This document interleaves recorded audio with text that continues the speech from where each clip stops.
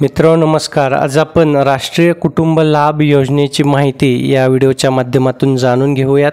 राष्ट्रीय कुटुंब लाभ योजनेचं नेमकं स्वरूप काय आहे, या योजनेचा लाभ कोण कोण घेऊ शकतं आणि या योजनेचा लाभ घेण्यासाठी आवश्यक कागदपत्रे कोणती आहेत, तसंच या योजनेचा लाभ घ्यायचा झाला तर कोठे आणि कसा अर्ज करायचा याबद्दलची सविस्तर माहिती आज आपण या व्हिडिओच्या माध्यमातून घेऊयात. तत्पूर्वी आपण आपल्या शासन निर्णय GR या चॅनलवर नवीन असाल तर चॅनलला सबस्क्राईब करा आणि बेल आयकॉनला प्रेस करा, म्हणजे अशाच नवनवीन माहितीपूर्ण व्हिडिओ आपल्यापर्यंत सहज पोहोचतील. मित्रहो, देशातील गरीब आणि गरजू नागरिकांना आर्थिक आधार देण्यासाठी केंद्र सरकारने एक महत्त्वाकांक्षी योजना हाती घेतलेली आहे.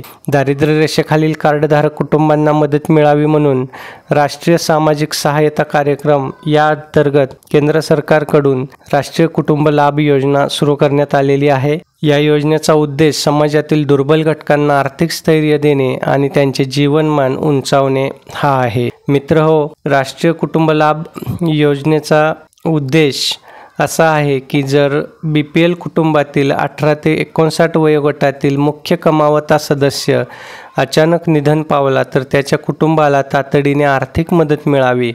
कुटुंबातील प्रमुख सदस्यांच्या मृत्यूनंतर आलेल्या आर्थिक संकटातून कुटुंब सावरण्यासाठी या योजनेतून एक वेळची ठराविक रक्कम दिली जाते.